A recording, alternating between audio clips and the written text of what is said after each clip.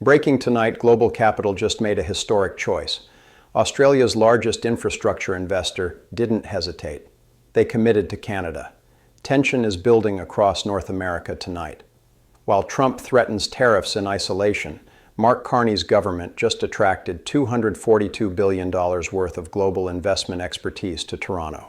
Everyone believed Canada would struggle without American approval.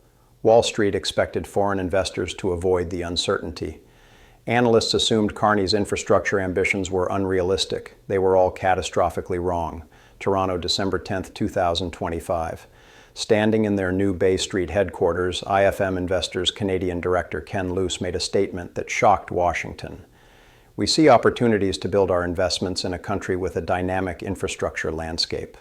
What the government is doing around infrastructure investment supported our decision to make Canada a priority." Translation: one of the world's most sophisticated infrastructure funds just told the market that Carn Canada is the future, and Trump's America is yesterday's news. And what happened next? The fund manager that oversees infrastructure assets for 800 institutional clients worldwide reveals exactly why Canada's strategic independence is attracting billions, while American isolation creates opportunities we couldn't have imagined 6 months ago. Dear viewers, between March and December 2022, something extraordinary happened in North American investment relationships. Trump doubled down on tariffs. Carney built alternatives and IFM investors. Professional patient IFM became the latest global institution, making Canada their priority. This isn't just about one Australian fund opening an office. This is about the fundamental collapse of American economic dominance and the rise of Canadian sovereignty as the new standard for stable, profitable investment. Let me walk you through exactly how this happened, because the details matter. March 2025, Mark Carney takes office with a mandate everyone in Washington dismissed: build infrastructure independence, attract global capital, reduce reliance on American markets. Finance Minister Francis Philip Champagne sets a target that made Wall Street laugh: $500 billion in private sector investment over 5 years. The reaction from New York was predictable. Impossible, said Goldman Sachs analysts. Unrealistic without American participation, claimed Morgan Stanley. Canada doesn't have the scale, declared hedge fund managers, who couldn't imagine a world where America wasn't the only destination for serious capital. They missed what Carney understood from day one. When you threaten tariffs on your closest ally, when you weaponize economic relationships, when you make every partnership feel like extortion, you don't strengthen your position. You create a market gap for competitors who understand that stability and respect generate better returns than chaos and coercion. IFM investors saw that gap immediately. This isn't some startup fund taking risks on emerging markets. This is a $242 billion institution owned by 15 Australian pension funds and 1 British pension fund. These are the most conservative long-term investors on the planet. They don't make moves like opening Toronto offices on speculation. They do it when they see generational opportunities. And here's what makes this moment so significant. IFM doesn't operate on the private equity timeline. They're not looking to flip assets in 7 to 10 years. Their ownership structure, rooted in union pension plans, allows them to make 30-year, 40-year generational commitments to infrastructure. When they choose Toronto over competing cities, they're not making a bet. They're making a statement about where stable, profitable returns will come from for the next generation. Ken Luce didn't hide the strategy. We plan to continue partnering with domestic infrastructure investors, such as pension fund managers, as at Expat Sole, NDS, and Canada. That's the opposite of the American model. Trump's approach is dominated by demands and conditions. Carney's approach is based on partnership and mutual benefit. One model is dying, the other is attracting $242 billion funds. But let's talk about what IFM actually does in Canada, because this reveals why Carney's infrastructure strategy is succeeding beyond anyone's expectations.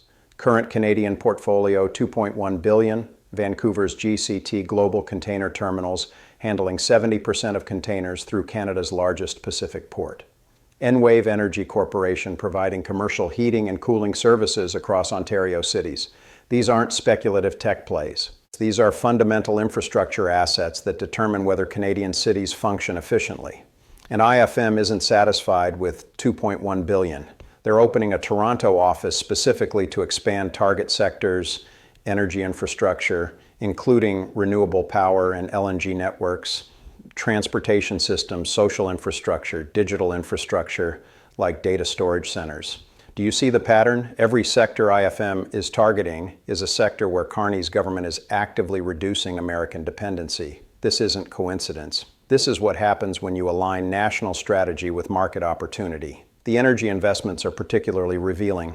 IFM owns stakes in American data center operator Switch Incorporated. In Switzerland's Green Group AG, they've partnered with Deutsche Telekom on fiber networks in Europe. They own significant airport stakes in Australia and Europe. These are exactly the assets Canadian telecoms and infrastructure providers need to build independent capacity. And here's where Trump's strategy backfires spectacularly. When you threaten 25% tariffs on Canadian goods, you don't force compliance. You accelerate exactly the diversification that reduces American leverage. IFM's timing proves it. They made this decision to open a Toronto office in 2025 during Trump's second administration, threatening Canada's economic security. Their response: double down on Canadian infrastructure independence. The numbers from Carney's late November UAE mission tell the story Washington doesn't want to hear. $70 billion in investment commitments, not loans, not conditional aid, direct investment commitments from sovereign wealth funds who see what IFM sees.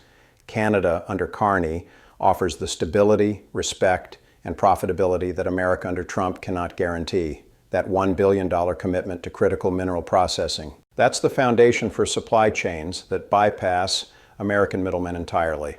When Canadian rare earth processing connects directly to Asian manufacturing, when Canadian energy infrastructure connects directly to European markets, American strategic importance becomes American irrelevance. And the response from Canadian infrastructure investors reveals why this model works. Ontario Teachers' Pension Plan already partners with IFM on two major assets. British Columbia Investment Management Corporation co-owns Vancouver's container terminal with them. These aren't foreign takeovers.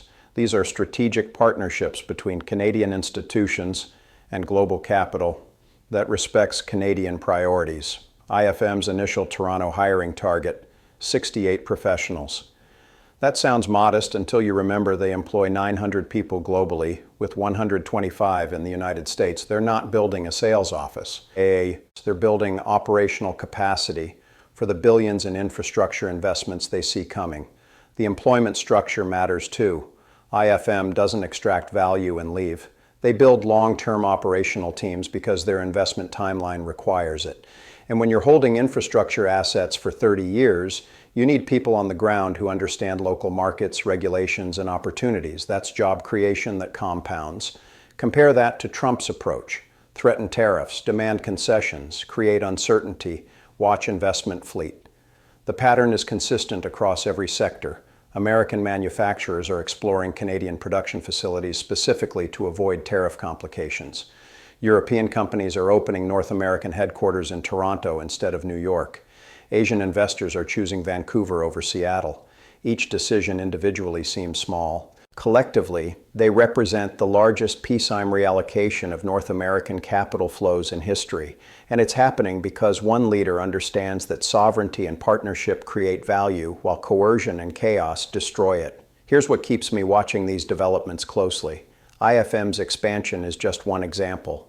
How many other global institutions are quietly making the same calculation? How many pension funds, sovereign wealth funds, and infrastructure specialists are looking at Canada's combination of political stability, resource wealth, skilled workforce, and government support, and thinking this is where we should be building for the next generation? The infrastructure sector gives us a hint. IFM specializes in assets that operate for decades: airports, ports, energy networks, telecommunications infrastructure. These investments only make sense if you believe the country will remain stable, profitable, and partnership-oriented for 30 to 40 years. When you choose Canada over competing locations for that timeline, you're making a statement about which government you trust with your capital's future.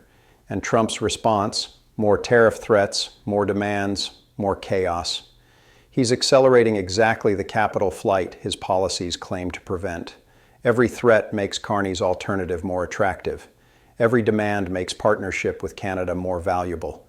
Every chaotic policy announcement sends another institution like IFM to Toronto instead of New York.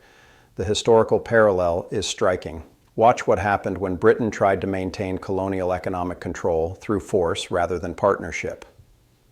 Watch how former colonies that built independent infrastructure and diverse global relationships surpassed the mother country economically. Canada in 2024 isn't seeking independence from America in the political sense, but economically. The infrastructure being built right now, the partnerships being formed right now, these create the foundation for a Canada that thrives with or without American approval. That's the choice IFM's Toronto office represents. Not anti-American sentiment, not political posturing, cold, rational calculation by one of the world's most sophisticated infrastructure investors that Canadian stability and partnership offer better long-term returns than American coercion and chaos. Final detail that reveals everything. IFM was launched in 1990 by Australian Union pension funds.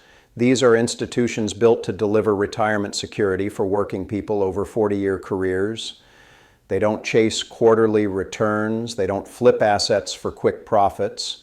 They build portfolios that generate reliable income for decades. When institutions like that choose Canada, when they open offices specifically to expand Canadian infrastructure investments, when they do it during an administration being threatened with tariffs, you're watching the market's verdict on which model works.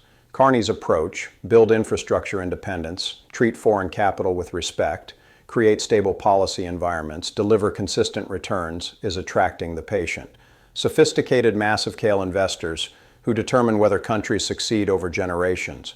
Trump's approach, threaten allies, weaponize relationships, create policy chaos, demand submission, is driving away exactly the capital America needs to maintain infrastructure that's crumbling after decades of underinvestment. One strategy builds the future, the other liquidates it. And tonight, with IFM investors opening their Toronto office, expanding their Canadian team, and targeting billions in additional infrastructure investments, the market is telling us which strategy it believes in. This is the Canada that emerges when sovereignty meets strategy, when independence attracts investment, when respect generates returns that coercion never could. Washington is watching this happen, and there's not a tariff big enough to stop